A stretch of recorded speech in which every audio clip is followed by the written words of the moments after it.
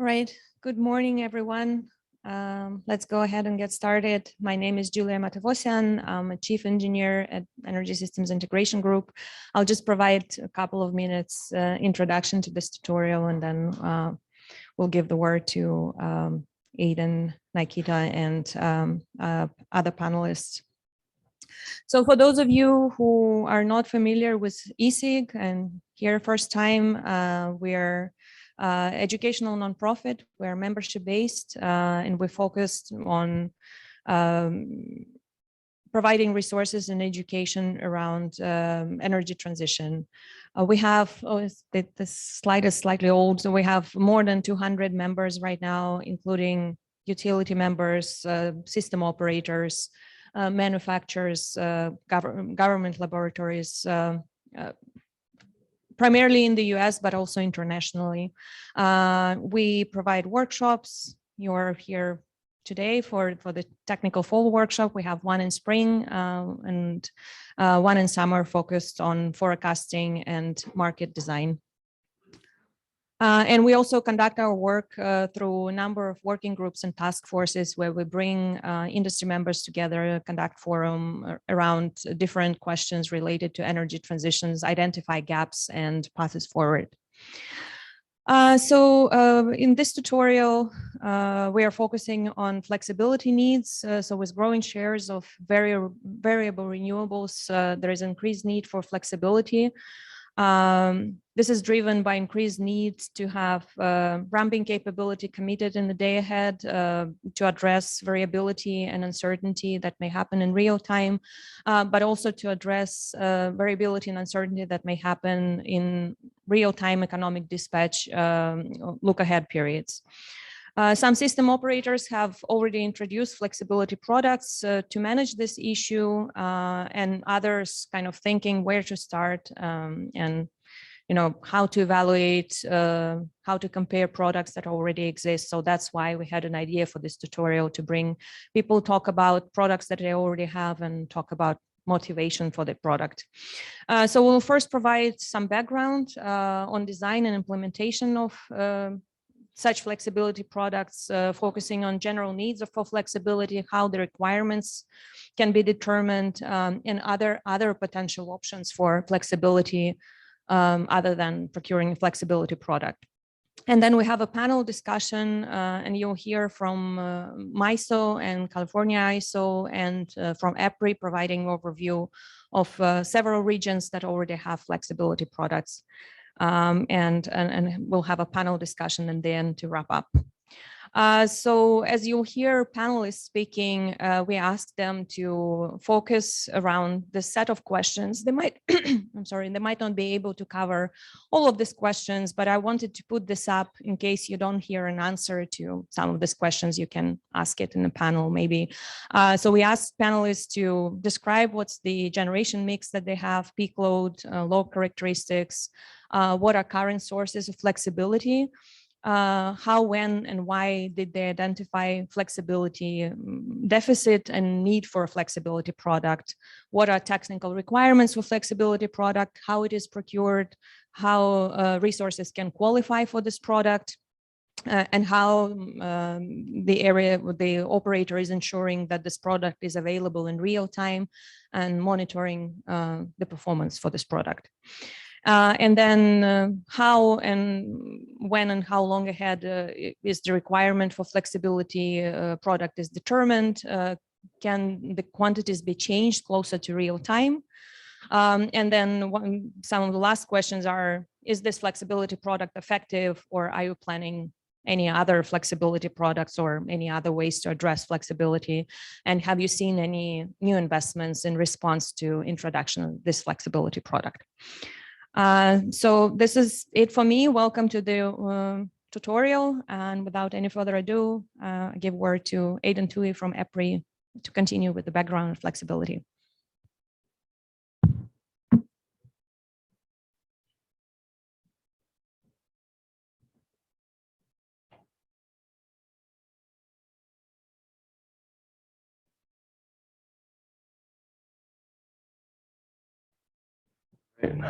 I share it.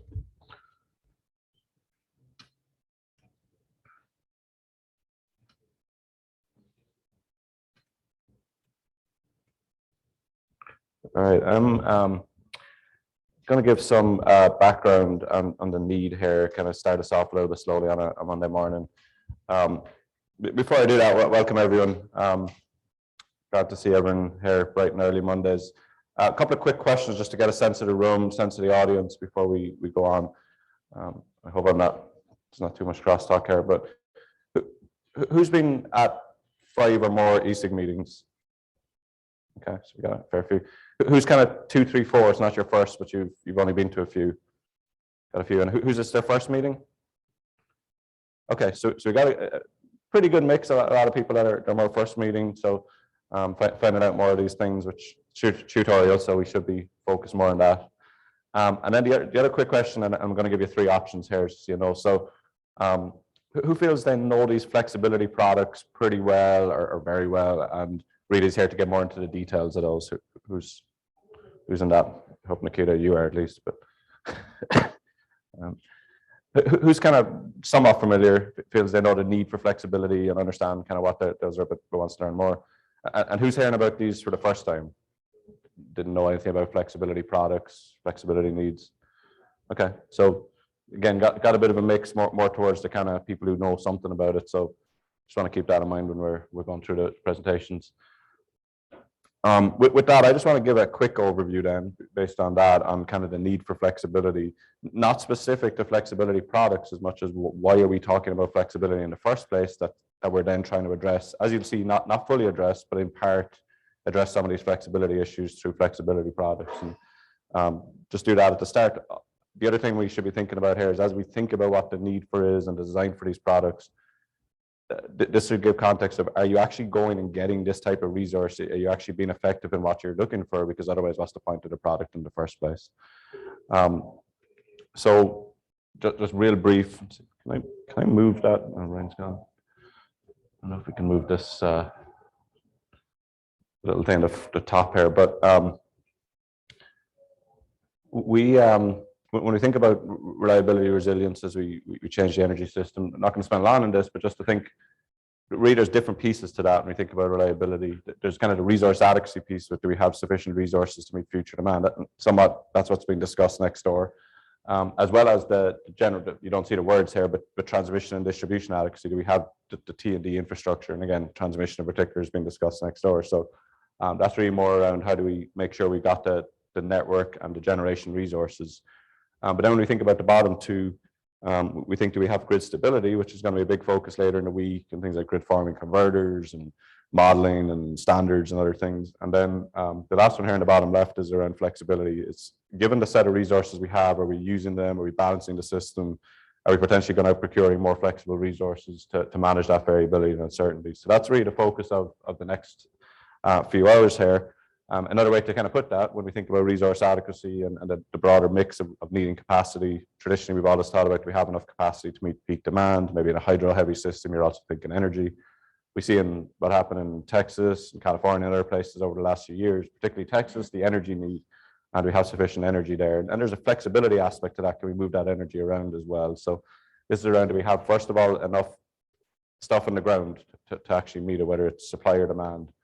Then can we actually have the fuel behind that? I'll get to in a second. And then can we move that thing around the place, and maybe even the grid services? So that's when we say flexibility broadly, that's typically what we're thinking. Now we're going to get in more detail on specific flexibility products here. William, there was a question there. I just had a quick question. You're going to concentrate mostly on the electric power system? Yes, mostly on product and market design, and that's why I want to give this broader context first, because I'll mention in a second, for example, energy system sector coupling issues, where hopefully the flexibility products, if well designed, might enable us to get flexibility from other sources. Now we're not going to get into that and what that's going to look like here.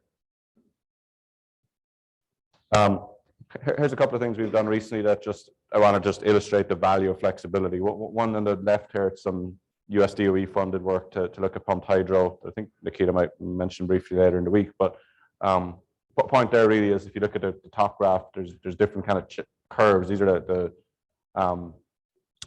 prices at a pump storage plant on average by hour a day, and you can see the top one is when you got the kind of current mix of the system. You got more renewables and then a lot more renewables. The point there is you need a lot more flexibility during the day. You can move the system around. So that's one of the kind of flexibility issues. Within that as well, you're going to need more flexibility within an hour to manage a lot of the ramping, which is where a lot of the flexibility products come in. There's a lot of value to that. So you can get kind of, this is pumped hydro provides these kind of cost savings here on the bottom left graph. So as a flexibility resource, you can show that by having flexibility in the system, you can kind of save operating costs and emissions and all the other kind of benefits that you bring from having flexibility. Likewise, on the right, there's some demand response work that we've been looking at. We're looking at different types of technologies, pool pumps, thermal storage, interruptible load, and how they respond to prices on the system. And again, showing the value of flexibility. There we looked at different ways to model that. So we'll talk a bit more about modeling and the need for really understanding some of the issues in how you actually dispatch the system, how you schedule the system, how you clear the markets. Without demand response, you see a dollar value and risk on the system in terms of balancing violations. Depending on how you actually model it then as energy storage or as more of a generator, just a curtailable demand, you can get different types of benefits. You can trade off the kind of economic versus reliability. A demand response that looks more like storage as a flexibility resource can provide more reliability, but maybe doesn't give you as much cost saving as something that's purely curtailable.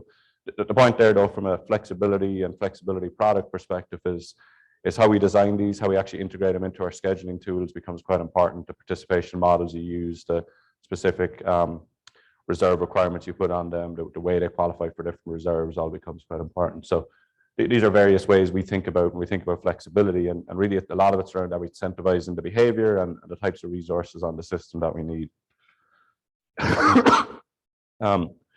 Didn't come out that well here in the bottom left, but basically what I'm saying here is we need to be able to think about what flexibility is. Typically when we're going to talk about it today, it's going to be mostly sub-hourly type ramping products that we're going to discuss. So I think we might get into some of the kind of longer term stuff as well that we're seeing in some places. But really there it's around trying to understand what the risk of having these large ramps is. And one way to think about this is, and I think Amber's going to talk more about this, maybe Nikita will, percentiles or the likelihood of having a ramp or an event larger than a certain amount, and are we actually providing the flexibility we need? And I do want to point out that it's going to be very important to do that within the hour, but also we're going to need to think about it in that longer time frame. And how we actually go about getting that, as we think about the demand side in particular, we're going to need to start thinking about the FERC Order 2222 type stuff, where we have aggregators and other things. We won't get into that too much here in this session, but I think it's worth keeping in mind that all of these products, all of these pieces have to fit into the larger system. We can get a lot from distributed resources again, just to kind of re-emphasize that. This was a Brattle study. There's a bunch of potential DR in the system. I'm not going to get into that in detail, but again, we can get a lot of flexibility there. To William's point, we can also get it from other resources. Hydrogen, as an example here, doesn't have to be the only one, but other energy systems, we'll start seeing it. A lot of that will come right now and potentially forever, not necessarily as you convert something to another energy carrier, then you convert it back to electricity and that kind of round trip. That's very inefficient and potentially very expensive, but rather the demand side of that, you got increased demand. If you're going to start converting some of these industrial uses to use electrolytic hydrogen, you'll start using, you'll be able to have some flexibility there in how you do that, and maybe even do that in a different location and bring it in there. So we have a report at ESIG that came out earlier this year, and an ongoing task force that will have a report soon to look at some of these issues. The last thing I just want to briefly mention, because Nikita is going to have this slide and get into this in a lot more detail, is there's different mechanisms to do this. We can, so a lot of what we're going to talk about here, I think, is probably the first three there, the first three in the top, in terms of reserve requirements and forecasting those and be able to use ramping reserves or flexibility reserves, size appropriately and size potentially dynamically, meaning changing the amount that you're actually procuring and based on the conditions. And using that to improve reliability and potentially improve costs. But there's other ways to think about it. You can do multi-interval settlements where you're looking across multiple intervals. That can get you some of the same kind of ramp capability if you include them in the constraints properly in your commitment and dispatch. And also the operating reserve demand curve, where you value additional reserves above the minimum required at some value, maybe not the same value as the minimum amount required, but putting some value on that can give you more flexibility as well. So there's different ways to get some of this, and that's one of the key things I think we'll want to talk about is is why and how certain areas are putting specific requirements in place and others are not? Is it because different resource mixes? Is it because of different market structures? Is it just because where they are in the kind of change in energy transition? Or is there some other reasons behind it? So there's different ways to do things, and we want to make sure we kind of point that out. The ones on the bottom are more around things like getting flexible capacity into the longer term planning, looking at things like demand again, and forecasting, improving on forecasting becomes quite important as well. So quite a few different things we can look at there. Just want to just kind of leave that up there and then bring in Nikita. So I should have introduced myself to start as well. So I'm Aidan Tuohy from EPRI. I manage our program on renewable integration. My colleague Nikita Singhal, who leads a lot of our work on market operations and flexibility analysis and production cost modeling, is one of the key experts in EPRI on these areas. She's going to talk through the next 20 to 30 minutes on some of these. I'll say, as we're going through this, feel free to hand up and ask questions. I think this is better done as interactive meeting. You can certainly wait till the end, and we'll have some time for discussion before the break. We come back from the break at about 10:15, 10:30, and we'll have another panel discussion as well. So with that, I think Nikita is going to kind of take us to the break.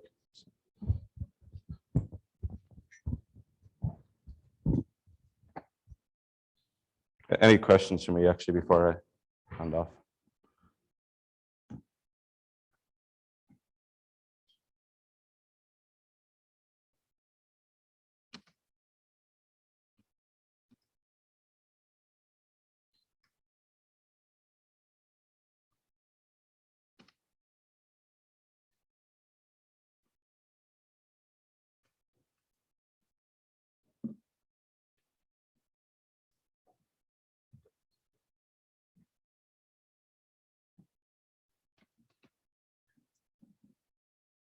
Morning, everyone. So I'm Nikita Singhal. I work with EPRI's Grid Operations and Planning Group as well. I've been working a lot on integrating emerging technologies into wholesale electricity markets and even in the operational time frame, and a lot of work around how to better determine reserve requirements using probabilistic forecasts, better modeling of pump storage hydro resources. But today we're going to be talking about flexibility products, alternative options to obtain flexibility, and a little implementation details and just the evolution around how the discussion on this topic has progressed in the last few years. Now, I probably just, one second, get. Yeah, so the bulk power system is faced by numerous challenges in the recent years. What's happening is there's a dramatic change in resource mix across the system in different regions, as you all are already aware. Now, this is resulting in the net load having a different trend each day. It's having a different trend each hour.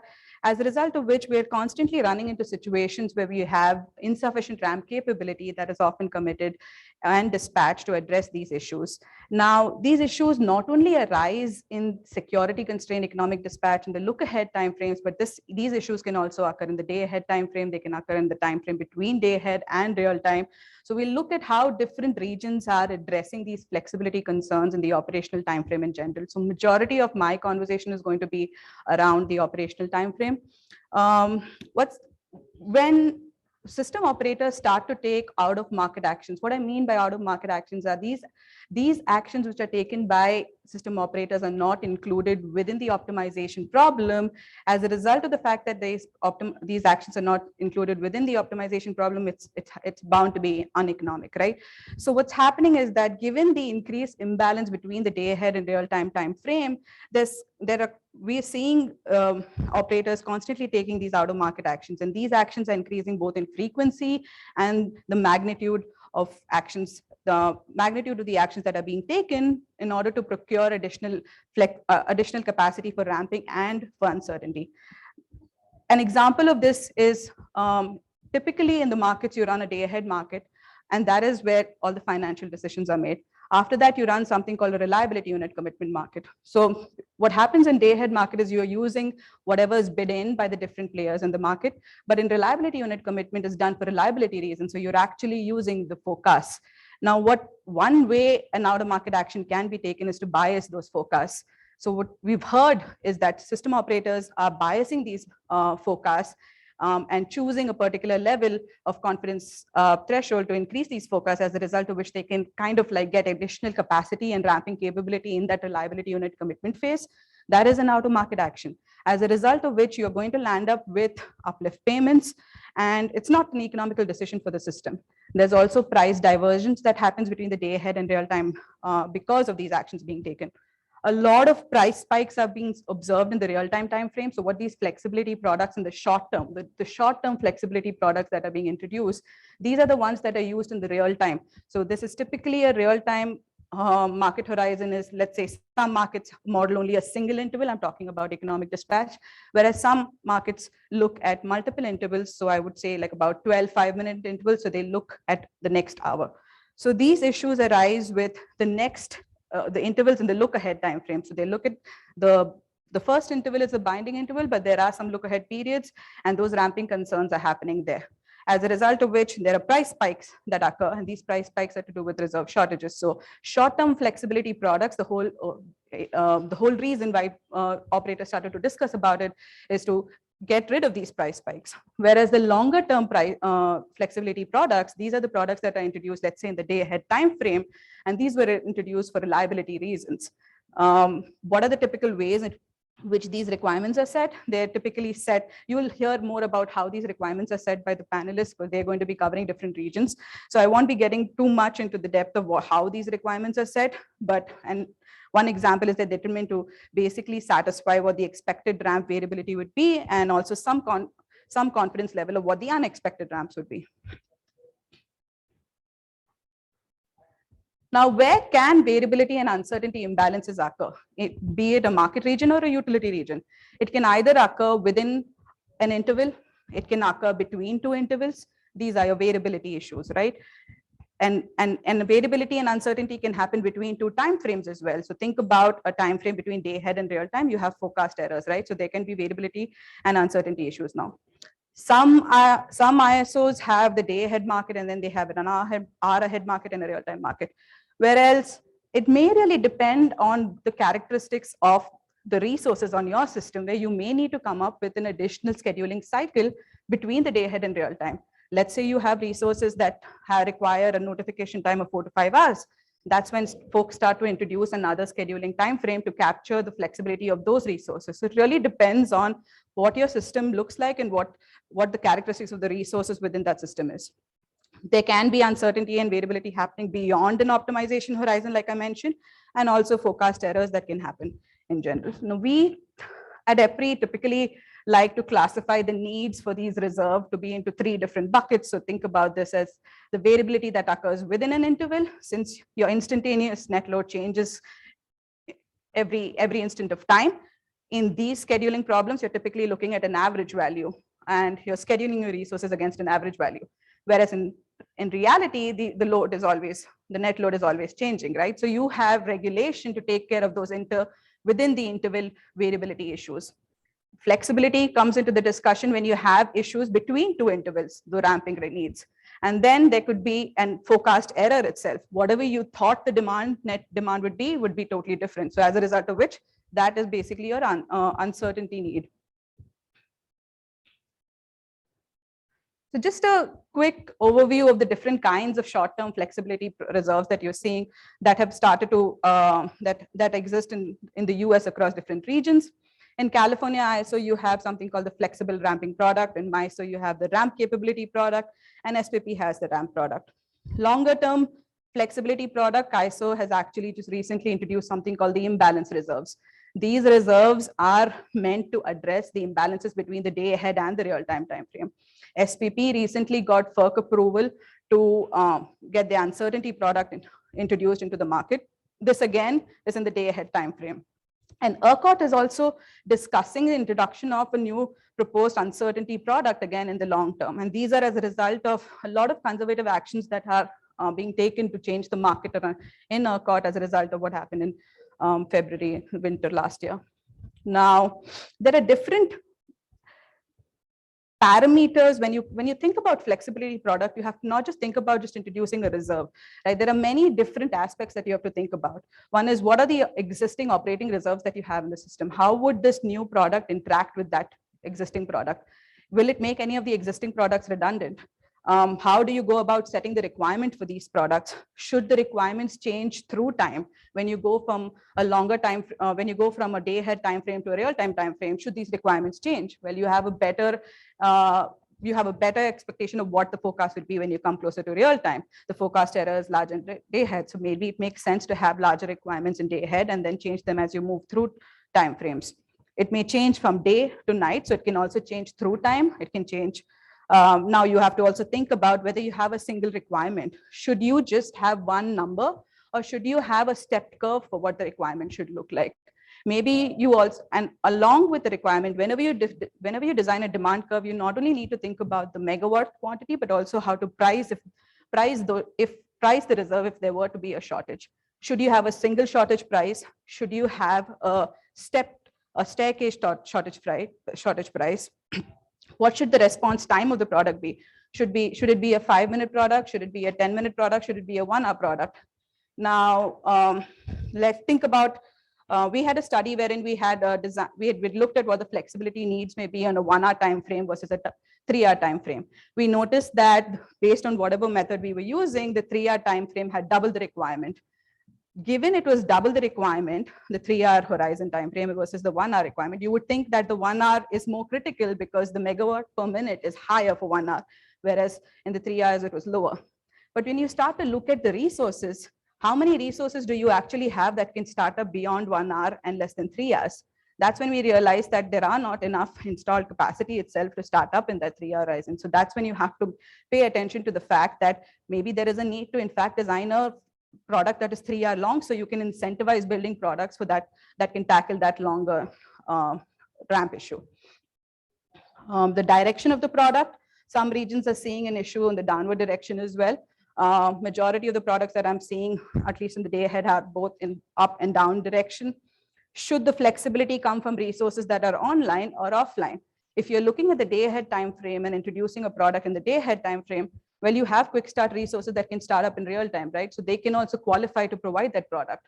But how do you allow these resources to offer into the market then? Should it include the fixed cost, the no load cost, the startup cost of these quick start resources? Or should it just include the variable costs? They have to bid in for this product too, right? And then if you're thinking of fixed costs, how do you mitigate them? So there are concerns around also how do you allow the offers to be coming in, especially from offline resources. If you have flexibility provided just by online resources, typically they don't need to provide an offer because it can be priced by the lost opportunity cost of not providing energy. But when you start to look at longer term flexibility, you have to qualify offline resources as well. So those have to be given the option, those resources have to be given the option to bid into the market. And the question is, how do you allow those bids to be submitted? Should it include your fixed costs and variability costs as well, like I mentioned? Which scheduling process should be this flexibility be held in, and which scheduling process should it be released in? Maybe these reserve products should be designed in a way that you actually hold them in one time frame and then release them in another time frame. And then also there are aspects to do with cascading of products. Typically regulation is the highest quality product. If you have extra regulation reserve, you should be allowing to, substitute that for lower quality products as well. You may have enough flexibility on your region, but that flexibility may not be deliverable. So folks have started to also look into post-deployment deliverability constraints. What this means is that if you have, let's say, if you have a generator outage, what is the impact of the generator outage on the lines that are connecting to zones? And then you're activating some reserves. What is the impact of those reserves on that line? So you have to think about those inter-zonal constraints as well. MISO is one that has started to look at nodal reserves actually by modeling the impact of reserve deployment on constraints that are within a zone. So that actually increases the computational complexity of the problem as well. Aidan mentioned about this briefly. There are different ways in which you can go about ensuring that flexibility is provided cost effectively and reliably. So one of the first things that I mentioned was folks beginning to look at longer term flexibility products. What I mean by that is that they're looking at addressing greater uncertainty in the day ahead time frame and beginning to introduce day ahead uncertainty products. These are to qualify your offline resources and to ensure you have an adequate flexible capacity committed, reserved and to take care of issues that happen in real time. FERC technical workshop that happened in September last year looked at operating reserve demand curves and flexibility products. Are there any differences in these two approaches? Some of the ISOs use operating reserve demand curves, whereas some of the ISOs have started to introduce flexibility products.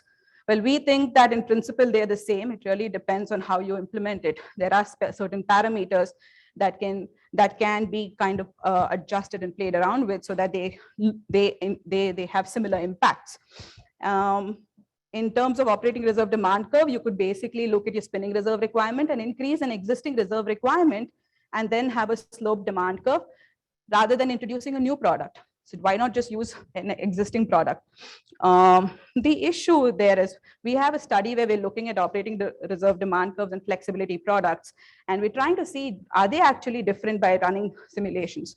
What we're seeing is that when you typically in electricity markets, you're looking at ramping issues when you're providing energy, but that ramp rate is not reduced to consider the impact of reserve as well. Essentially, you're sharing that reserve capability. You're not reducing the ramp rate to make space for reserve provision whenever energy is activated. So what's happening is that when you have flexibility products and you're not, so think about it, if you have a ramp rate of 1 megawatt per minute and the product is 5 minutes long, so you can provide 5 megawatts of ramp capability. But so the flexible ramp product should be less than equal to 5 megawatts, right? You're limiting it by the ramp rate. But you should also think about what the energy dispatch is now in this interval and what was the energy dispatch in the previous interval. There was some ramp capability that was consumed by provision of energy too, right? So then you have to subtract that as well. We don't do that today in any of the ISOs, not even for regulation. And if we were to do that, you land up with a lot more shortages. As a result of that, you may land up clearing more flexibility product when compared to ORDC, because ORDC actually has this slope demand curve. So that's kind of one example of a difference between how these two approaches differ. Then comes pricing opportunity costs of ramp. Today, we look at single interval optimization when it comes to economic dispatch in real time. If you were to actually look at multiple intervals, let's take an example of some of the ISOs that solve real-time economic dispatch on multiple time intervals in real time. California ISO is one example of that. New York ISO is another example. They look at multiple intervals, but they're settling only on the binding interval and everything else is advisory, right? So you may pre-position a resource now to take care of a ramp issue later, but they don't get compensated because you're not settling on all the intervals. That's when you start to introduce these products to make sure that they get incentivized adequately. Another approach would be probably to have a multi-interval settlement. You settle all intervals, you roll your horizon forward, and then only settle the deviations. There are other discussions going on in the industry with respect to actually looking at the value of the ramp constraint and accounting for that in the price, in the locational marginal price. So think about it as your locational marginal price now has an energy component, loss component, and a congestion component. There would also be an extra component that comes from the value of ramp. This becomes an issue even with increasing penetration of storage resources, because state of charge is another constraint that doubles time, right? Similarly, storage resources are now dispatched at a certain interval now because you expect that they have a better price making opportunity later. So they would be under dispatch now. But when you move the horizon forward, as you go forward in time, the forecast that you thought would actually happen does not happen. As a result of which, they would probably have to deviate from what you thought. And at the end of the day, they'll end up not making money. So the storage developers have started to complain about this too. So maybe there is a need to also start looking at the value of the state of charge, right? And thinking about how you can maybe change prices to look at the state of charge dual component as well. Another way to kind of ensure flexibility is to represent the uncertainty explicitly. Now, this has been looked at a lot in the academic world as well, and it's extremely computationally intensive. In regions that do have markets, that there are also issues with pricing because you would now have an expected price. But that's one approach. As if we start to see computational and enhancements on the software side, I think that's one way you could, maybe even in smaller regions, like if you have a smaller utility region and you don't really look at pricing there, you could actually represent the uncertainty explicitly through stochastic programs. My colleague Eamonn will be speaking a little bit about how you should be looking at building the flexibility, maybe in the planning timeframe as well, incentivizing attributes that actually think about flexible, some attributes that are of resources that are related to flexibility so that you can actually build that capacity. There's going to be a debate around the US, at least, where ISO New England is not thinking of incentivizing flexibility attributes. And an example on the other hand, MISO is thinking of incentivizing flexible attributes. ISO New England, what I've seen, the discussion is that, well, these issues need to be taken care of in the operation timeframe and not really in the planning timeframe. So you are going to start looking at these discussions also starting to emerge in the industry, where there will be two philosophies of how to go about ensuring that you're actually procuring flexibility. Then you could act in the future, there is a need for actually letting demand to inherently provide these flexibility. This was seen in the recent heat wave in California, wherein the governor actually passed an emergency order, and we got emergency alerts similar to Amber alerts to reduce your consumption. And as a result of that demand response, they were able to get through some of the peak heat wave days. So real-time demand pricing and demand response will become important. Emerging resources like Aidan was already talking about, energy storage could be one excellent resource of obtaining flexibility. But again, with storage, you have to be very careful with how you value the state of charge of the stored energy in such technologies as you move through time. If you don't, you're going to run into issues where you don't have enough state of charge in those assets to actually provide flexibility when you are in an issue. So for instance, pump storage, hydro resources, you really need to have markets which have looking days at once to make sure that you're taking care of arbitrage, you're taking advantage of arbitrage opportunities between different days. Now, at 4-hour duration batteries, you look at, in the day ahead, you look at 24 hours, but now when you move to real time, you're only looking at 1 hour. So how do you ensure that, let's say you're in the early morning hours in real time, that when you're looking at these 4-hour batteries and you're only optimizing for 1 hour, that you will actually have state of charge in the evening hours? You have to have some information that is being exchanged from day ahead to real time, because day ahead is the best estimation of what price forecast could probably look in real time. And you could use that information from day ahead and pass it on to real time. Even your target state of charge, what should your state of charge be at the end of each horizon in real time, that information could come from the day ahead, right? So it's really important to make sure that you take advantage of these resources, but also take particular care and caution with how you model specific constraints with these technologies, and enforce end of horizon constraint, but still allow for them to be flexible within the optimization horizon. And the last but not the least is to reduce the uncertainty directly by enhancing the forecasting approaches. So with EPRI, we've been talking about how forecasting the requirements for these new products is similar to how you forecast load today or any renewable resource. Reserves can also be forecasted to improve reliability and economic efficiency. I already spoke about the comparison between extended downward sloping ORDCs versus your flexibility products. One thing to note is that if you were to design the requirements for these products correct, with caution, then they will not only improve in reliability, but they will also reduce operating costs. Because if you're imposing these requirements in a time frame where you have cheaper technologies, they can probably be pre-positioned well if you account for these requirements to begin with in the day ahead time frame, rather than relying on expensive decisions in real time. One other thing to note is that, of course, as is the case with any new change that you have to make, introducing and designing these new products, although they do demonstrate benefits in study, you have to make sure, you have to account for the fact that the design, stakeholder debate, implementation, all of this is costly. It also impacts the computational performance of the software. So these products, like what I've seen is that some of the requirements are static, even with the uncertainty product with SPP introduced. The requirement for that product is the same in day ahead as is in the real time. Well, your forecast errors are greater and uncertainty is greater in the day ahead time frame. So it may be beneficial to kind of reduce the requirements as you move through time, because the probability and magnitude of forecast errors decreases as your horizon reduces. I already mentioned about the change, the needs changing through time and across time. One issue is with price formation. When you introduce a new product, you have to make sure that the response time of that product or the duration of that product is the same through different horizons. You can't, if you do land up having a product that is qualifying 15-minute capability in day ahead, and now in real time, there's another product which is 5 minutes. That product that you introduce for day ahead does not exist in real time. So you have to now, the real-time settlement is actually 5 minutes for the, I'm giving you an example of CAISO, for instance. You have an imbalanced reserve, which is 15 minutes in day ahead, 15 minutes of ramping capability. In real time, you have flexi ramp, which is 5 minutes.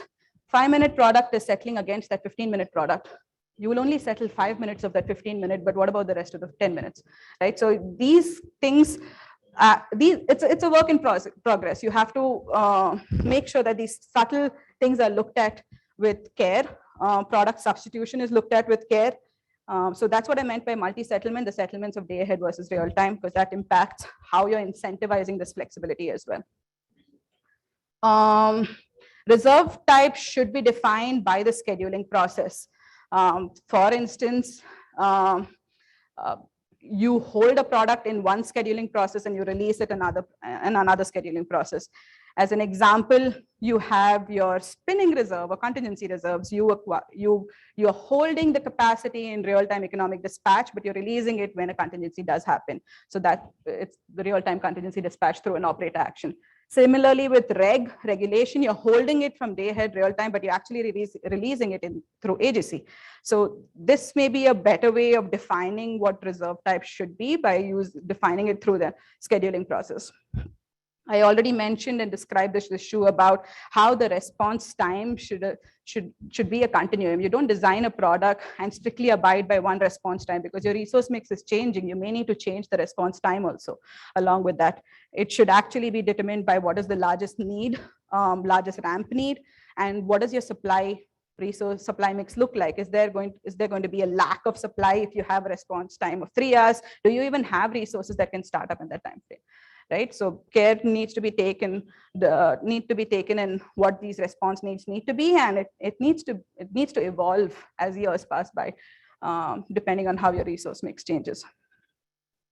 There are implicit ways of also making sure that you acquire this flexibility. All what I was talking about is an explicit way, right? You have a reserve requirement, you determine the need, and that requirement is imposed as a constraint within your optimization. So it's an explicit requirement that you're including within the problem. An alternate option would be to have some implicit changes. For instance, the variability that is happening within an interval, right? It will reduce if your scheduling horizon, if the resolution becomes finer, right? So if you were to, instead of having a 5-minute interval, if you were to have 2 minutes, just an example, by inherently the variability within that interval would reduce. So that's an implicit way of making these changes. Same with variability that is anticipated beyond. One approach is to introduce a new flexible ramping product, or to have a time-coupled multi-period dispatch and then settlements on those multiple periods. With uncertainty, we have come up with contingency reserve products because we don't know what which generator may go out, which transmission line may go out. So we've come up with an explicit requirement through spinning reserves, not spinning reserves. The other implicit way is through stochastic programming approaches. Although implicit ways such as these multi-period dispatch and shorter market intervals have efficiency gains, there's a lot of thought that you need to take into how the pricing and settlements are done. If you were to settle for all intervals, roll the horizon forward, and then only settle for delta deviations, the amount of data that needs to be stored for all of this to happen is immense. So you have to even look at data storage capabilities to moving to such a changed aspect.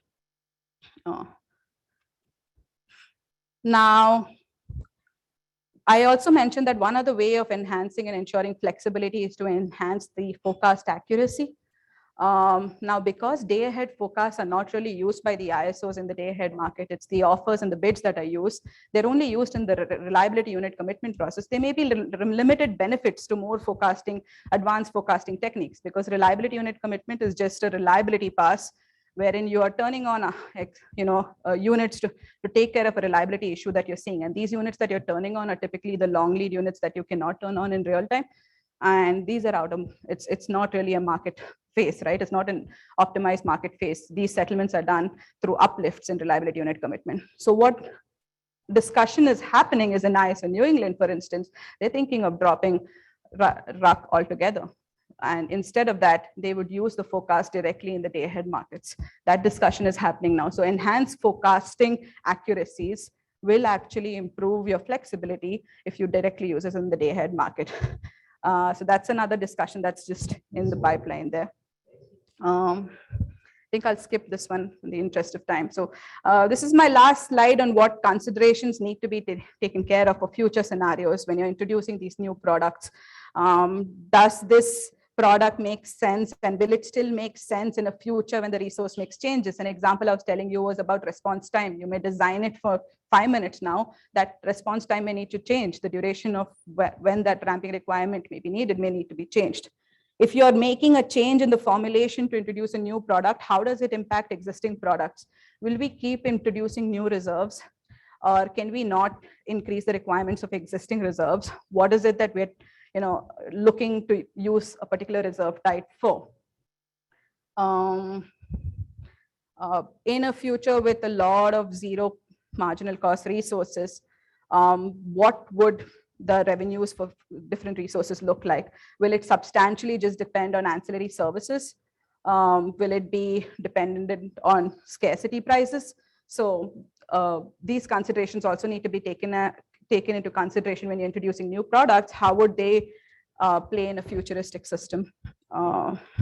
Does a new product make an existing product obsolete? Are we actually appropriately allocating the requirements for these products across the grid? Because there may be deliverability concerns as well. So we need to make sure that we're also looking at deliverability aspects. Just a few considerations, but I think that's all I had. I'll stop now for questions. Thanks. We'll also obviously open the floor to the audience as well. So what we'll do is each panelist will have about I think we said about 10 minutes, is that right? And then do a quick clarifying question at the end of that if needed, and then we'll go to the panel discussion. So just to introduce the first speaker, Chen-Hao Tsai is currently an advisor in operations risk assessment at MISO. Focusing on operational risk and uncertainty assessment. Prior to this, he was supported the market and grid strategy and transmission planning service lines in MISO, focusing on the planning aspect of renewables. So good perspective on what MISO is doing here. Chen, I'll turn it over to you.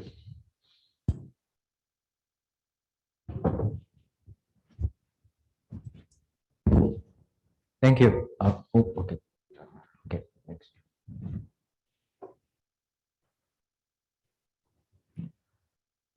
Thank you. Today I will talk about the short-term reserve product that is currently in MISO, which is a relative new product. We just implemented that since last winter.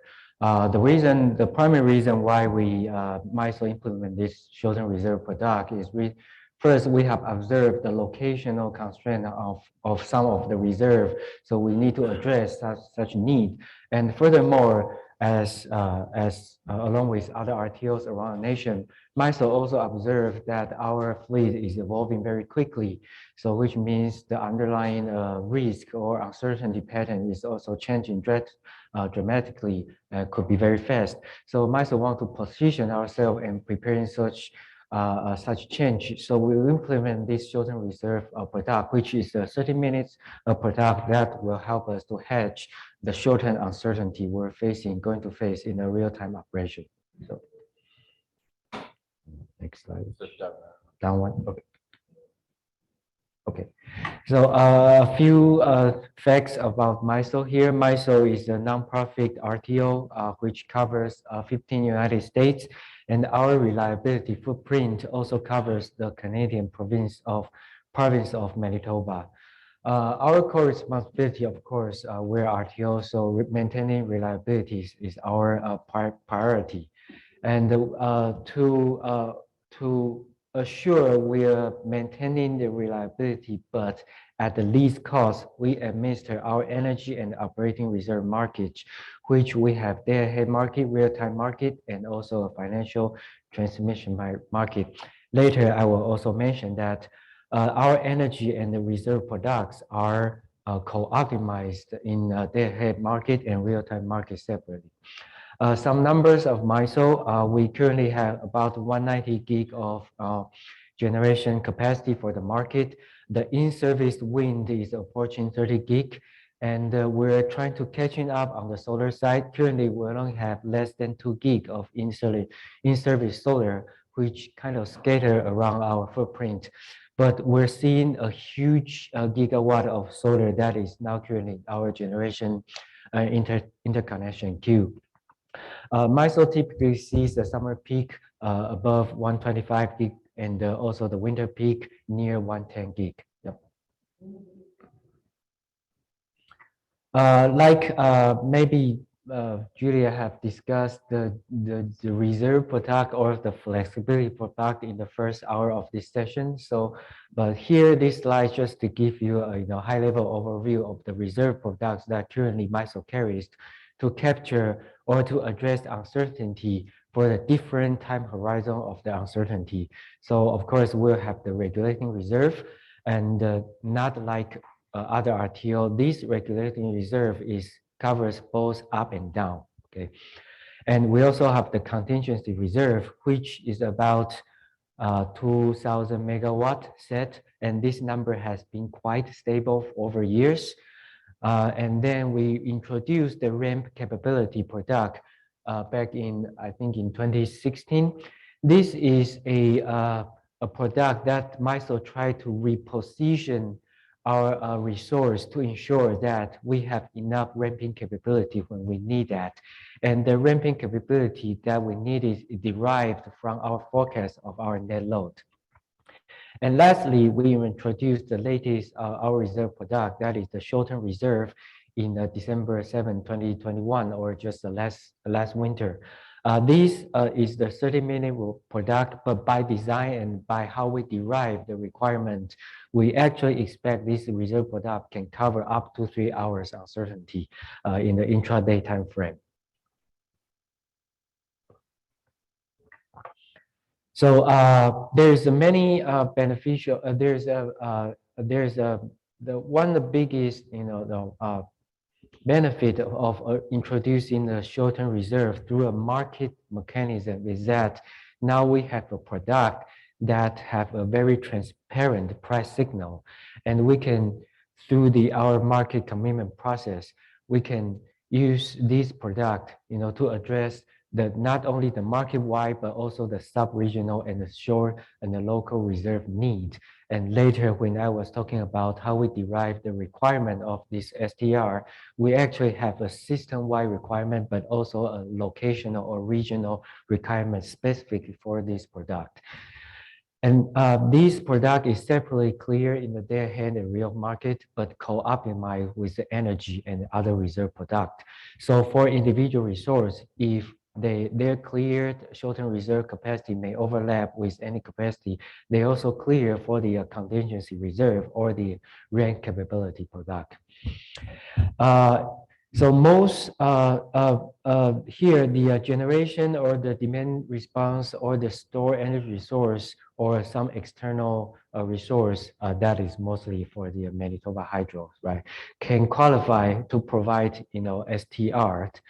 But I want to specifically mention that for the online resource, our dispatchable intermittent resource, or short, that is our wind fleet, they're being excluded for providing any online short-term reserve, because for this reserve for online resource, we need to make sure that this resource is capable for providing their cleared capacity for 60 minutes continuously. So it's probably a little bit challenging for the dispatchable intermittent resource to meet this requirement.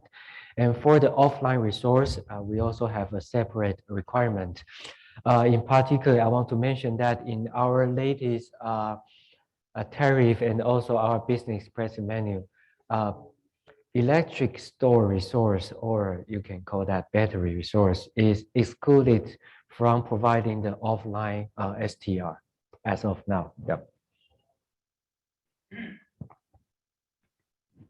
So how do we set the requirement, or how much megawatt we actually needed for this short-term reserve requirement? The first step is that we're trying to establish a historical uncertainty distribution of that between the 30 minutes to a 3-hour time frame. And this distribution of uncertainty is actually composed by 3 main components. One is all the output from our non-intermittent generation resource. And second, for this generation, there will also be kind of outage or derate they're facing. And lastly, our operator need to make some real-time commitment adjustments. So these 3 components combined together provided us a distribution, and we draw the STR requirement from this historical distribution. But when looking into the numbers, the biggest contributor is actually the first 2. The net input from our non-intermittent generation resource plus our regulating requirement, which is roughly 400 megawatt, and also the uncertainty due to the generation outage and derate. And once we have the historical distribution, we try to use machine learning edit technique to cluster distribution into different seasons. So MISO currently employ a 2-season design for the short-term reserve, which means we only have a winter season and a summer season. For the summer season, that will be April to September, and then the rest will be the winter season. But this year, when we're setting the winter requirement, we also began to explore the need or possibility that maybe in the future, and depending on how our grid operating condition continue to change, maybe in the future we need to set up a 3 or 4 seasonal setup for the STR requirement. And then in each season, we also trying to cluster or to define different risk scenarios. So we will have a low uncertainty hours, medium uncertainty hour, and the high uncertainty hour. So particularly for the high uncertainty hour, that will be the hours where we are setting a higher requirement for the STR megawatt. So these slides give you an overview of the actual STR requirement for system-wide that we have put into implementation effective October 1st this year for the winter 2022 to 23. So that will be from October to next March. And in the system-wide, we have a normal day setting, and we also have extreme day setting, right? Or we call it tie day, right? For the tie day, that basically covers 99% of the uncertainty that from our historical or from our simulated risk distribution. But for the simplicity for our operators, we actually use a 800 megawatt on top of our normal day requirement as a proxy. So then our operators, when they say like, okay, this day I'm expecting a higher risk, I want to use the tie day segment, that will basically just the normal day plus 800 megawatt for setting the requirement for the STR requirement. So this one just to give you a peek of the underlying data that really, how we derive the, the STR's requirements. So for instance, our 7 is the typically or simulated high uncertainty day in our winter season. So as you can see, the right tail is kind of big longer. Then we're comparing with a low risk day, which is our 2. But this high risk and low risk is really based on MISO's fuel mix operating condition. So other RTO may see, different risk distribution across in a day. So their low, medium, high risk day may be different from MISO's. So, but this is just to give you a flavor of why we're setting, high risk like our 7, why we need a higher STR requirement for this hour compared with the requirement in our 2. Yep. And to continue improve and track the performance of our STR reserve, and if we're actually using, if the requirement is actually meeting the actual realized uncertainty, MISO also built different dashboard to track how we clear the STR in the different market time frame, and how we also track our actual realized uncertainty, and to compare that with the STR requirement. And all these analytics and dashboard will serve as a foundation when next time we're going to update STR requirement in the future. So you probably not easy to see in the left-hand side figure, but most of STR are cleared as online from our online resource. And the bottom is really a regional breakdown. The darker one is the STR clear for the resource located in the north and central, and the orange one are the clear for the resource located in the south. Yep. There is other continued and ongoing improvement for our reserve product. First, recently we just filed to the FERC for enhancing our demand curve for both the STR and the RAM capability product. We currently have just one single step, demand function. So, but which may not best provide the price signal or the demand for the STR. So, for the filing to the FERC, we're revising that single step demand curve to a multiple step price range, or multiple step demand curve. And in particular, we want to reflect that the price should increase should the scarcity of, or the system condition, reflecting the scarcity of the system condition. And as also mentioned earlier, that next year when we're evaluating, or when we're preparing to set the summer requirement of the STR, we're also continuous evaluating if our fleet is the fuel mix or operational condition change, or the underlying distribution of the uncertain change, which means maybe in the future we need not only just the low, medium, high risk hour, maybe we need 4 different clusters of hours. And besides just the summer and the winter setting, maybe we need 3 or 4 different season settings. So, but all these settings will make the requirement looks a little bit more complicated. So this will be a long-term process that we want to make sure that our operators can kind of gradually adapt that. But in the future, this will be a automatic process. So like it should be like just a one button for our operator to choose which set of STR requirement they're going to use, given the system condition they're seeing when they're doing all the commitment decision. Yep. Yeah, I think that concludes my presentation. So any quick questions, or are we aggregating all the questions all together? Good time for clarifying questions if there are some. Sure. Yeah, Nikita. Yep. All right. Thank you, Aidan. And I also have Hong Zhu and Tobias Deckel on the call as well. They've been working behind the scenes on the different uncertainty products and enhancements over the last few years. And I know we've talked about some of those enhancements in previous ESIG meetings.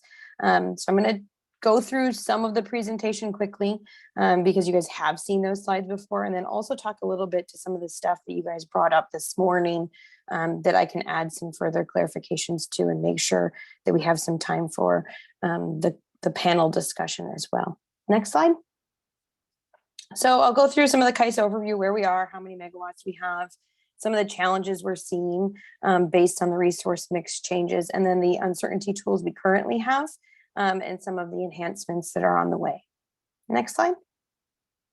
So we hit a new record peak demand this year on September 6th of 2022 of 52,061 megawatts. In addition, we have about 75,000 megawatts of megawatt power plant capacity in the California ISO BAA.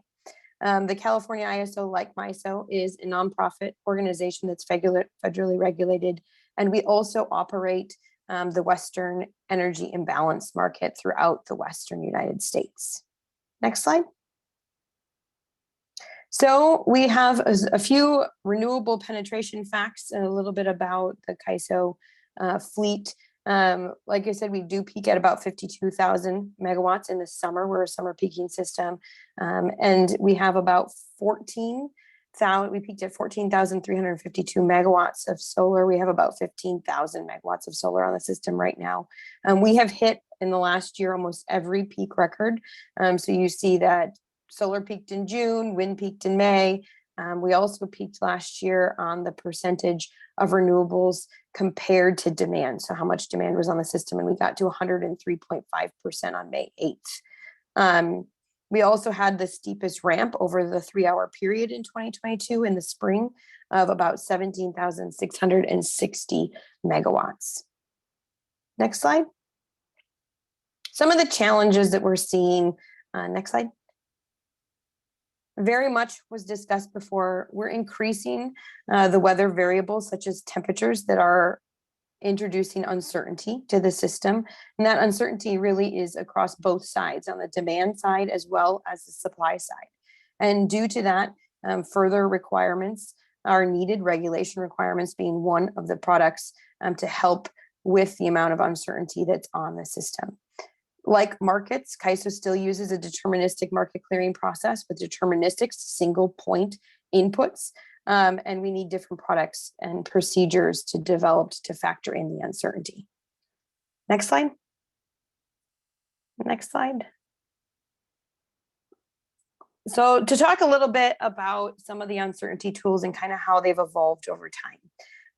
I think to the point in some of the great presentations before is you do watch the operator manual actions that are happening on the system. Operators in the ISO market, as well as other markets, have the ability to adjust demand. Typically in the market, it is a reliability feature that they have, and they can adjust that demand across the different intervals. So they can do it in the RUC timeframe, which we've talked about, all the way into the RTPD for us, in RTD timeframes as well. We call this load conformance in the CAISO market. This is something that's been around for a long time for the operators to utilize, and you see the increase in use in these areas, which is where the products have evolved over time. So in our current form, CAISO has two products. We have regulation requirements, just like the other markets do as well, and we'll talk about that a little bit more. And we also have the flexible ramp product requirements. Both of those are real-time products that are out there. There's a proposal in the policy state of the imbalance requirements, which is the day ahead, the more forward-looking product that we'll talk about a little bit more as well. But in the meantime, what are operators doing? Operators are utilizing, for a CAISO system, informed decisions on the different areas of the net load uncertainty. And in CAISO, net load uncertainty is factored by the demand that we're serving minus the solar large scale that's on the system minus the wind large scale that's on the system as well. So the forecasting team at the ISO does provide confidence bands to the operations group on the demand and the renewable side of the equation, so they can have a better look of the different uncertainty that's coming towards them in the day ahead timeframe to utilize the load conformance as a driver in the RUC optimization in the day ahead market. Further information on this will come out. I was hoping the September report was posted before our presentation, but it's not quite out there yet for what was done during the heat wave. But I would guide you guys to look towards that. There will be some information in that report as well. Next slide. So these are the three different net load uncertainty requirement products that the ISO optimizes. The imbalance requirements, like talked about, it's in the policy state. There's some components of that are used to help inform the load conformance at this time, because you are looking at the three different parts of that. The method that's proposed for imbalance requirements is the quantile regression method. We've talked about that one before. I'm not going to go a lot into the methodology during this presentation. The second one is the flexible ramp requirements. The time frame for that is the FMM or RTPD to RTD timeframe, and it's using the same method as the imbalance requirements of the quantile regression, just looking at the different time frame. And then lastly, the regulation requirement product looks at RTD to actual and has a combination method that we've described in previous presentations. Next slide. So a little bit of the difference between the imbalance reserves and the real-time flex ramp product. The imbalance reserve is an hourly product, but a 15-minute dispatchable. The real-time flexible ramp product is a 15-minute product, but 5-minute dispatchable. One will be biddable and the other one will not be biddable. And then the big difference is the time frame in which you're covering. So day ahead to FMM versus FMM to RTPD. There also in the imbalance reserve is the ability to cover the granularity difference and the uncertainty.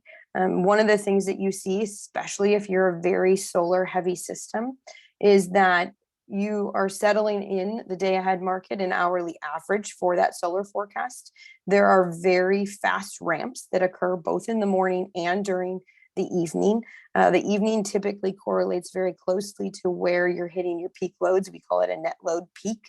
And that time the solar is ramping up very quickly. So it's important that we cover the difference in the granularity of the products that are there, the hourly average, getting you all the way either to the 15-minute average, 5-minute, and then what the system really has to feel in every 4 seconds. Next slide.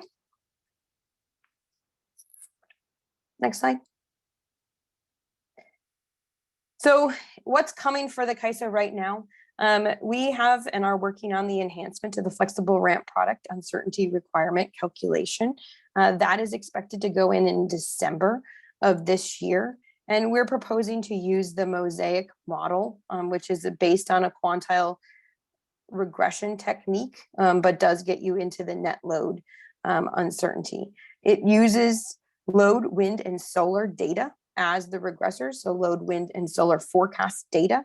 And we have compared it to our current approach. Right now, we use a histogram approach in that time frame, and you see that the Mosaic has similar coverages.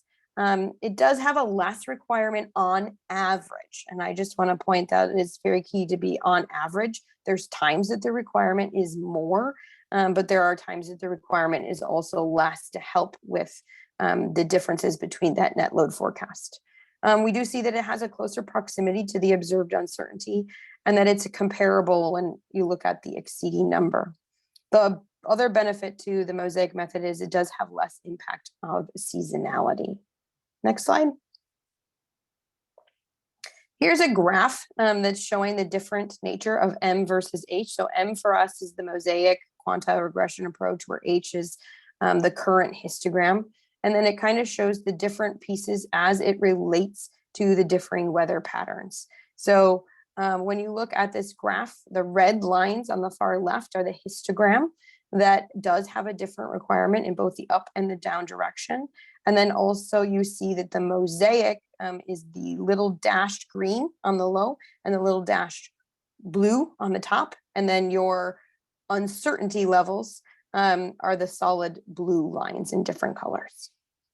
So you do see in here that, during, that big ramp up in the morning, the histogram approach in this particular day for these particular conditions had a higher overall requirement, where the Mosaic was a little less, and it did get a better job at being closer to the observed uncertainty that happened on the system. This is something that we've seen as we've tested out the methodology. Next graph. So we've assessed the performance of Mosaic versus histogram. I know this was a comment earlier, is how do you measure the performance of the different approaches? So CAISO's been measuring the differences in 4 criteria measurements. Coverage, this is used to check the overall, the robustness of the model, and is the coverage of looking at the observed uncertainty against the estimated requirement. Currently, we operate a 95th confidence interval for our product. So we want to see this being achieved by looking at the 97.5 on the up and the 2.5 on the down being met. The requirement is the average of the estimated requirement over a period of time. And then closeness is defined as the average distance between the observed uncertainty that has happened and the estimated requirement that was there. Then lastly, we do look at exceeding, right? This is the average megawatt difference of the observed uncertainty is exceeding the estimated requirement. So if you put a requirement out there of 2,000 megawatts and you saw that your observed uncertainty was 2,500, you have a 500 megawatt difference that you're exceeding. So how much of that exceedance is there on average, and how well is the new method helping reduce the amount of exceedance that is there? And I won't go into every single one of these. There are a lot of papers out there if you guys are interested. I know today we really wanted to talk about some of the evolutions over the products, as well as some of the challenges that are there. But I did want to put out this one piece. We do look at it with us. The EIM entities also have the flexible ramp requirement. So comparing the requirement side on average, this is average requirement, you do see that there are marginal improvements to the uncertainty requirement, where the requirement is proposed with is lower than the current approach. So FRU, flex ramp up, histogram is the first column, FRU mosaic is the next column, and then the downs follow as well. And you can see, looking for CAISO in specific, one of the larger ones with renewables on the system, you have 11,000 or 1,142, and then the mosaic shows about 1,000 in the up direction. The same kind of trend seen on the down direction. Next slide. One of the things that we have seen as a challenge, and you heard MISO talk about it as well, is you want to get to a design that is as simplistic as possible, but is covering the need on the system to handle the uncertainty that's there. Any method can't cover the need if in the historical data set, it did not see whatever pattern you're headed into. So one of the things CAISO has done on the regulation requirement side is we change up the historical data set looking at the forecasted weather conditions that are going to happen. Typically, you're looking at the past few days because it really helps you capture the growth of the renewables on the system and the weather changing behaviors, as well as the last year that condition has happened before. The same type of thing was examined for the FRP enhancements that are there, where we looked at different sampling schemes across the board to help see which sampling scheme is going to end up capturing the coverage the best. So sampling scheme 1 is a rolling previous 40 days, weekdays and 20 matching weekends. This is the same approach that we're using in the current histogram. Sampling 2 is a fixed 180 rolling days in the past. The increased sample size helps bolster the robustness of the regression computation. The quantile regression really likes more data, which is why you're seeing the increase in the number of days looking in the past rolling period. Sample 3 is the one that really kind of goes towards the design that we use in the regulation requirement assessment, where you're going to use forward historical data in the last year anchored from the date similar. So for example, you're going to look a little bit back. So maybe like if it was today on 10/24, we'd look back 30 days, but then we'd also would look at what 10/25 forward 40 days would look at the same time so that you can capture some of those seasonal differences. Next slide. And as you can see, each one of these lines depicts a different sampling scheme that is looked at for both mosaic and the histogram approach. So there's a bunch of different lines on here. So 3, the one that we talked about that takes into consideration a little bit of the past, but also the forward-looking period of time, is depicted in red on both the histogram and the mosaic. You do see that type of a sampling period does provide the best coverage. So the axis on the far left side is coverage, where the top bar is 100%. And we're trying to get close to that, 97.5% on the up to get you to the 95th percentile. You can see that FRU1, which is the 40-day past, ends up performing in most, there's different parts that it performs a little better, but it does perform under, especially in the mosaic approach when you're looking at the down direction. And then FRU, or the 2, the sample period 2, which is the 180-day historical, does perform better, but still has periods of time where the sample 3, scheme 3 performs the best. So one of the things that we see when we start getting into the more complex requirement calculations is that the need for data becomes large. So the computational intensity of some of these different products or schemes using this much data is also very large. So when CAISO goes live with the FRP enhancements in December, we're going to be going live with sample scheme 2, which is the 180-day historical look. But we are watching the sample scheme 3 for further enhancements down the road. But we need to make sure that we can handle the data needs that sample scheme 3 or other forward-looking products have. Next slide.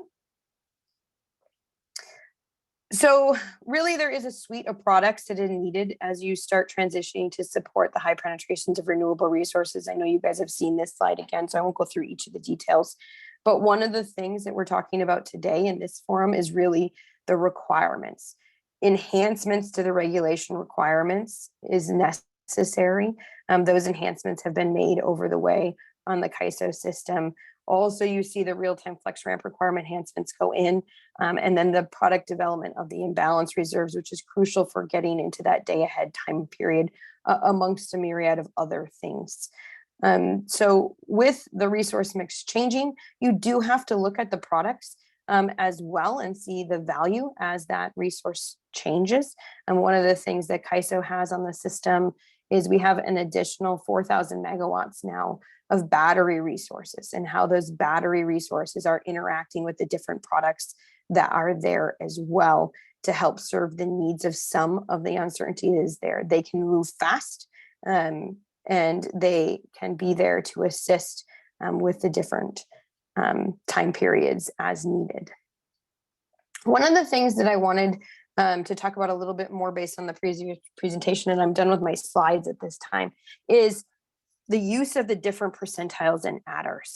So you'd see that over times, especially in the regulation requirement product that was enhanced, we utilize different percentiles during differing weather conditions, very similar to what MISO is now doing with their new short-term product. So when there is more variability expected on the system in that regulation time period of RTD to actual, we will lean on a heavier percentile. But it is still crucial that when you're doing the percentiles that you have a good historical sample of the data that exists to help with whatever you're forecasting in the future. So for instance, if we wanted to change the percentile from 95th percentile to 98th percentile, and the rear did not show an atmospheric river come through or a partly cloudy weather situation because maybe last year in October we didn't get any precipitation in the California area, it's really important that maybe I need to go look at November of last year, not October of last year, and really have the ability to move that around so that less manual interaction on the operations side is needed so that you can ensure you're capturing those forecasted conditions that are coming. Lastly, I think this was discussed in the EPRI presentation earlier, is I always like to refer to RA as a deck of cards, right? And so your fleet, you get, RA gives you a fleet, and that fleet is your deck of cards that you get to operate in all of the market timeframes. That deck of cards ends up getting reduced the closer you get to actual. You have some resources that can move quicker, and for us, like the battery resources, really give us a little bit of a bigger deck of cards when we get into that real-time period of time. But as you're in the forward part, you have a really full deck of cards, and you need to be able to optimize those deck of cards in the market to the best of your ability for some of the uncertainties that are coming. You see the grid operators doing this. Some of those methods can be that load conformance. It's a little bit more of the brute force, I guess I would say. But those enhancements are coming with imbalance reserves so that the markets can kind of take that and optimize them across the board. But it is crucial to get into the day ahead time frame, because the deck of cards that you have is much bigger to help with the amount of uncertainty that is there on the system.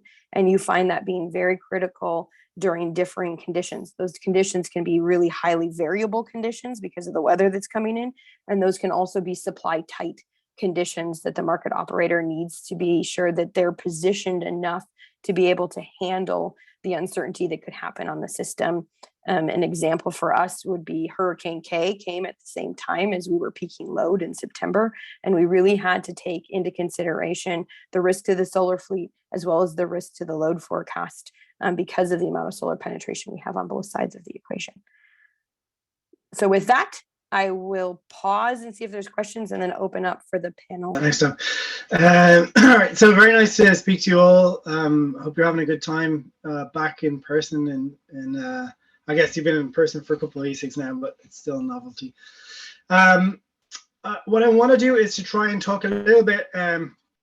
So the last two presentations that we had were really great and talked in detail about some of the products. I want to maybe step back a little bit and try to address some of the discussion that came earlier before we got into the panelists, and see where we go from there. So hopefully that sets us up for the discussion.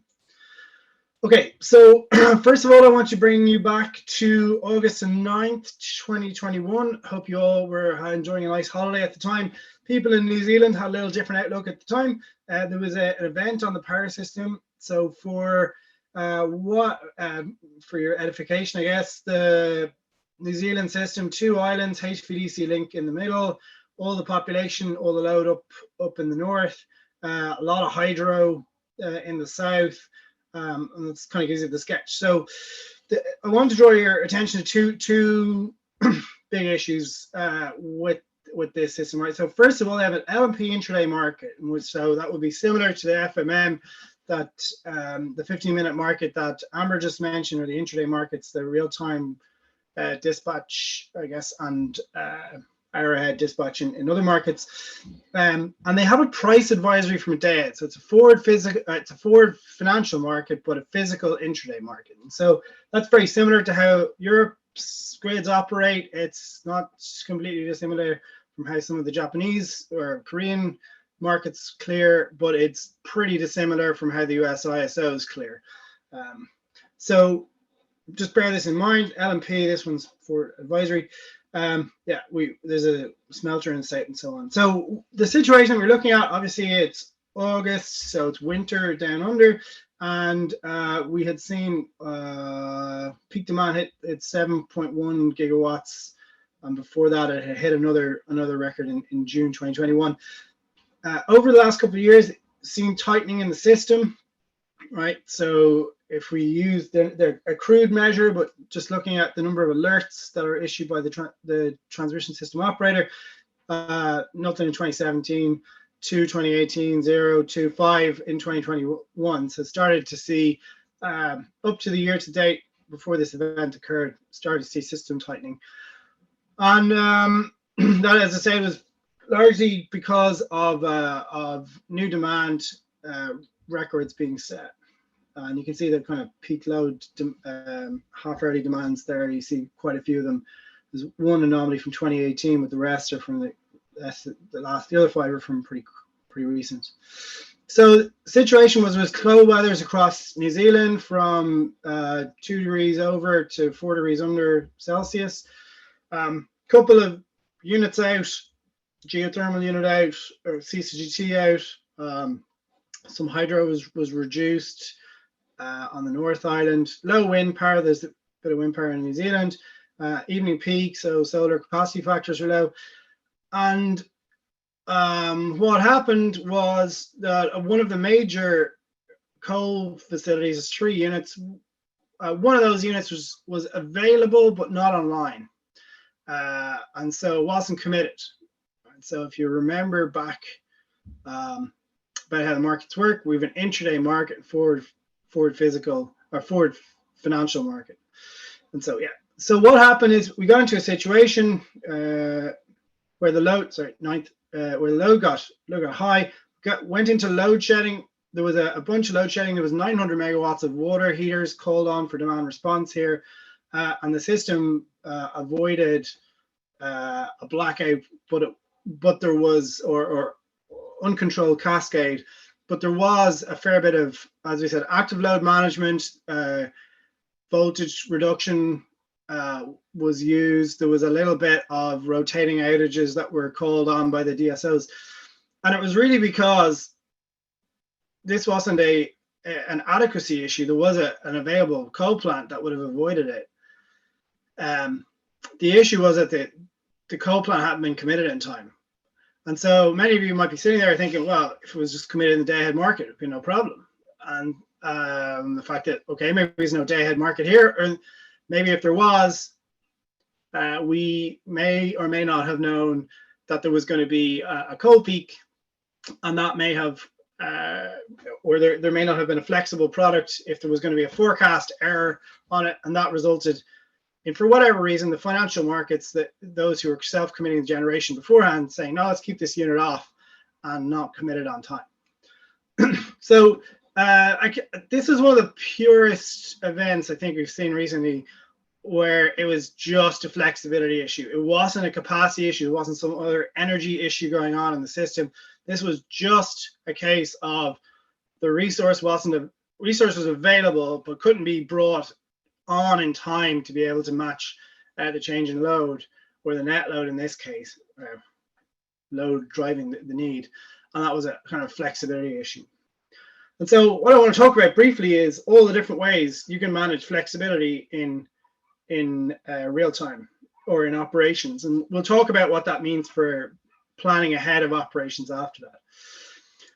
People use and abuse the word flexibility quite a bit. And so we've seen some of the ramping products or the flexible products that were presented before, and even Nikita was speaking about.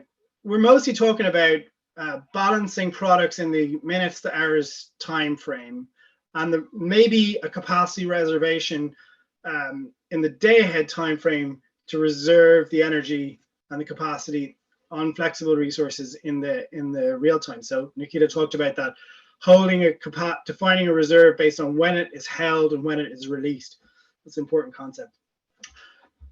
But flexibility, there's a bunch of different types of problems that you're trying to solve when you're trying to have more flexibility on system. You're trying to make sure that you can move from this interval to the next interval. So from the hour ending 12 to the hour ending 13, you want to have enough ramp to be able to do that. Normally how we do that is by multi-period scheduling with the look ahead and ramp constraints or startup constraints. Sometimes they have been missing in models, and sometimes that means when you go try to run those in more detailed models, they come up short of shear load shed or excess generation. Most markets have those in there, and some markets that have an issue with running multi-period real-time dispatch, because MMSs, let's be honest, are very complicated. They're far more complicated than running your own production cost model in most cases.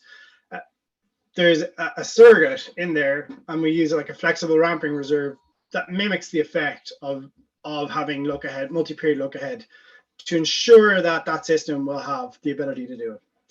Then there's the issue of, let's think about the day ahead interval of starting 12 and ending 13.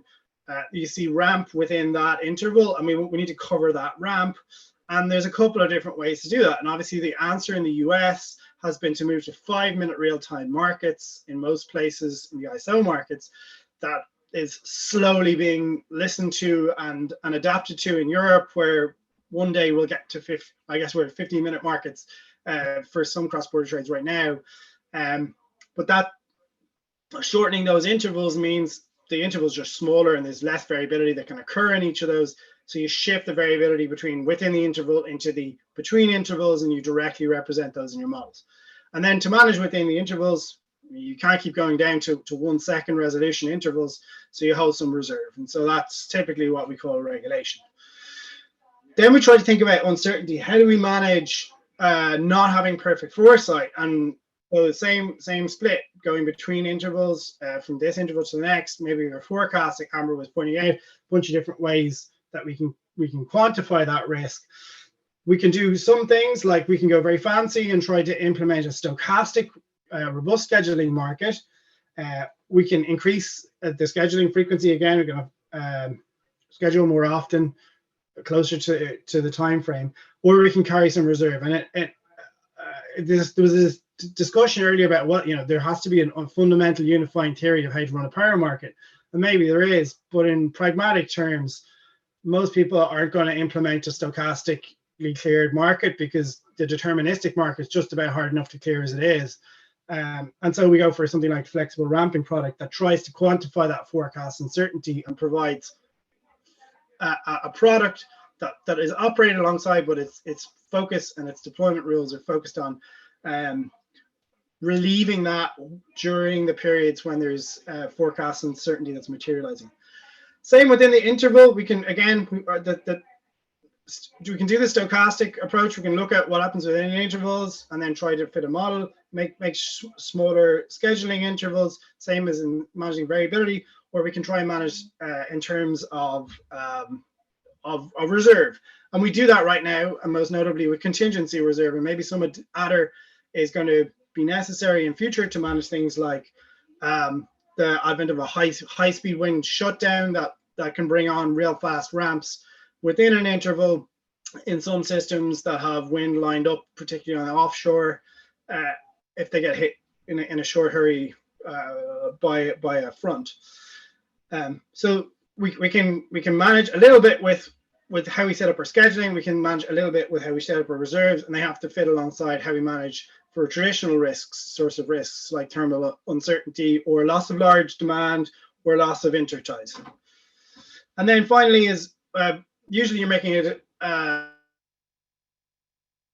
you're making a decision now for an interval starting in the future, and some things can happen between now and the future, the start of that interval, that would change the starting point for that interval, and that may upset that may consume some flexibility that you thought would be available at the start of the next interval. So it's kind of the within interval, but the interval before you thought you were going to start. And so you might be on the back foot before that, and there's a kind of effect there of, well, can you move closer to real time or closer to gate closer towards the interval? That reduces the scope of that uncertainty. You get a better forecast at that point, or persistence starts to perform better, or you can go into the complicated world of stochastics, or translate that into a product. And there's no product out there right now that does that.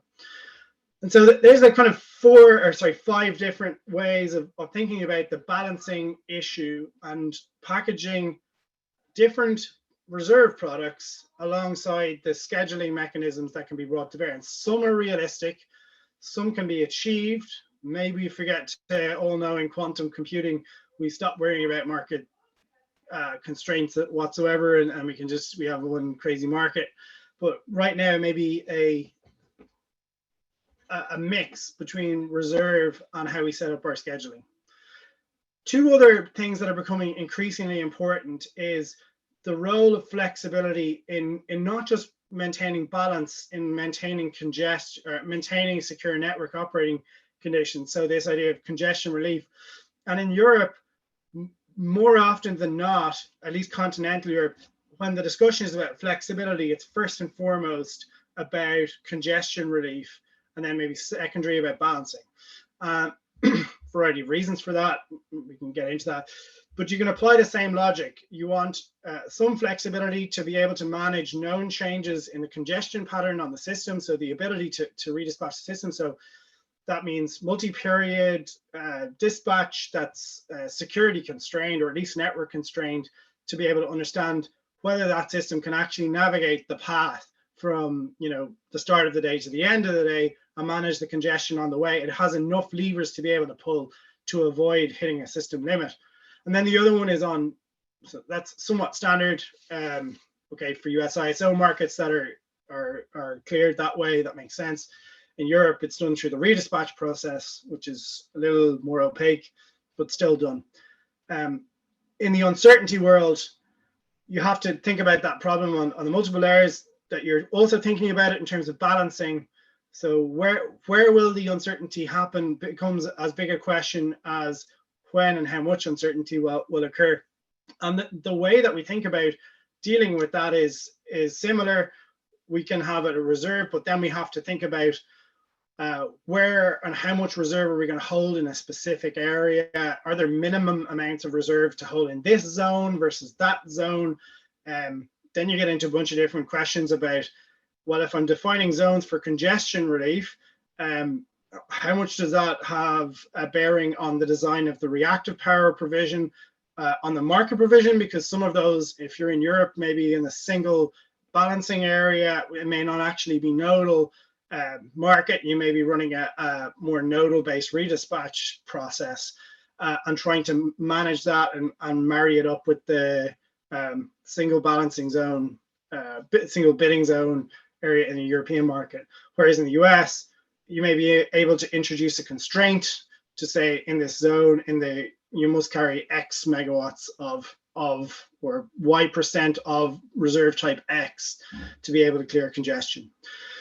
And again, it depends on where you're starting, and it depends on what is feasible to do, but some combination between services and scheduling design are the tools that are available, and then system operators are pulling the levers in each of the systems based on what their most immediate need is right now, and what they feel is feasible to get through the change process. I want to mention also, we've been very much focused up here in the seconds, minutes, hours time frame, and if you saw the MISO presentation, you carry, let's say, 2.4 gigawatts of reserve, and then for contingency like events, and then 4 gigawatts for the short-term reserve. So that's this kind of this minutes to hours type carry. There is a whole lot more flexibility that's needed and has to be managed in the operational sense, because once you've locked in your investment decisions, you've got a certain set of generators available, everything becomes an operational decision. So the question about which generators can go out on maintenance, which transmission do I take out on maintenance, how do I schedule my hydro over the seasons, they become questions that have to be resolved and influence how much flexibility is available in the seconds to minutes, but manages this much bigger issue of seasonal, weekly, daily flexibility, where the bounds are bigger. You're bounded by the range of change, the range of demand, the full amount of solar on the system that changes on a daily basis, right? A full solar ramp happens every day. A full wind ramp, okay, maybe happens every 4 days or so. Maybe it's a bit longer, but your bounds go out and out. And so your operations team really have to narrow the cone. Once the assets are fixed in place and you don't get any new assets, it's a case of managing, first of all, seasonal, then down into weekly, daily, hours, minutes, and seconds. And these challenges up the top here, right? We're doing a good job. We've got products in place, and now we're starting to see batteries become prolific everywhere in the system. They will start to saturate the need for these.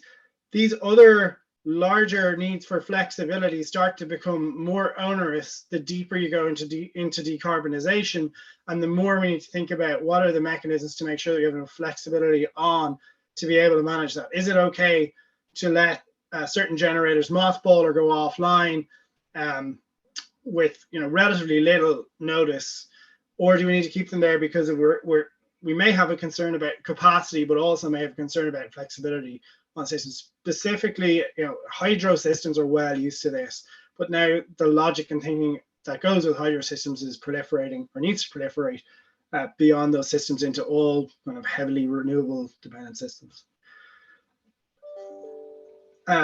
So I guess one of the final points I want to make is about the timeline. So if you start off on the right here, we go from real-time ops, where we release all those flexibility products through a dispatch, an EMS dispatch, a self-balancing. All right, you've got, if you're in Europe, if you're a balance responsible party, you need to manage the flexibility problem, first and foremost yourself, and then through the markets if you can. Usually it's cheaper to do it yourself if you've got those resources. self-balance your portfolio up to our head, and then they hand over to the TSOs, and the TSOs take responsibility for it. So maybe it's not always the ISO TSO that needs to do that. Maybe it's some element of somebody else needs to do the bulk of the hard work, and then those minutes to seconds issues get managed by the TSO. We have those products that manage the hedging across the next couple of intervals, like the California FlexiRamp type product. In the operations planning timeframe, we make a bunch of different changes, right? So we look at the ramp capability, that product that was mentioned earlier, reserved day ahead. We look at balance responsibility. I mean, the role, we just mentioned that the role that PPAs play is becoming, as a flexibility tool, is becoming much, much greater. As more PPAs are signed on 24/7 hourly matching PPAs, that means a demand customer balances with the supply portfolio,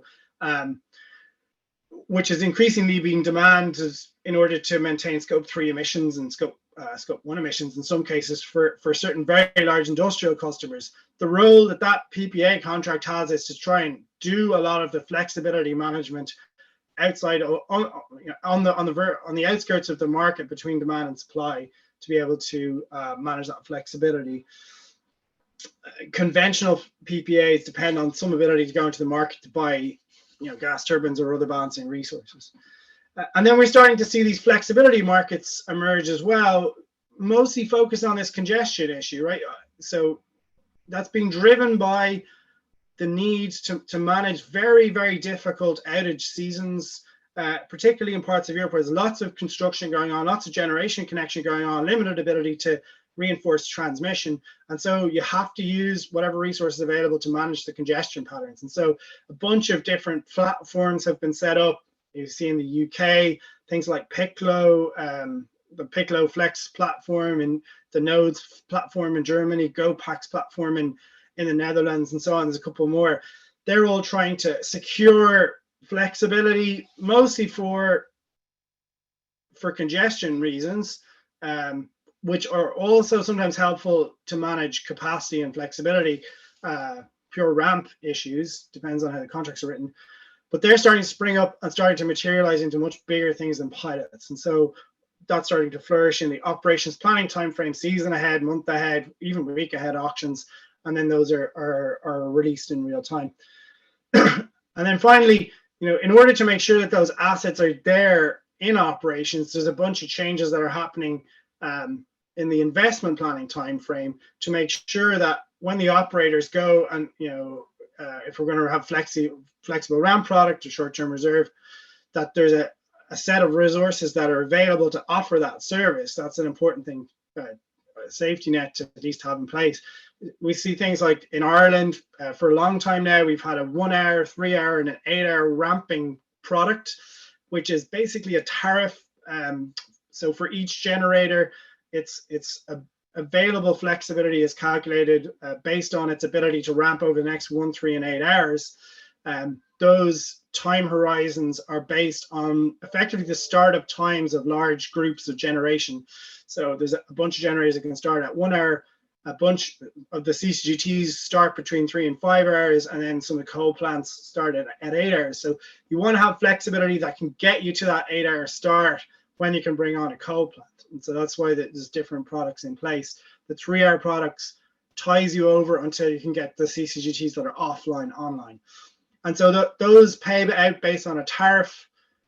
So it's an availability payment and an incentive for you to lower your min gen, increase your startup time, or increase your ramp rate if you can, because then you become eligible for this tariff. So similarly in California, we're going to talk about in a second, an obligation to have a certain amount of effective flexible capacity, which was a kind of a determination that was made that a certain type of resource offers a certain type of flexibility contribution, and that had the sum total of flexibility contributions, or EFC, from different units had to stack up to be a certain level that was demanded by the system. And there was 3 different categories of flexibility: some base amount of flexibility, some peak amount of flexibility, and some super peak amount of flexibility.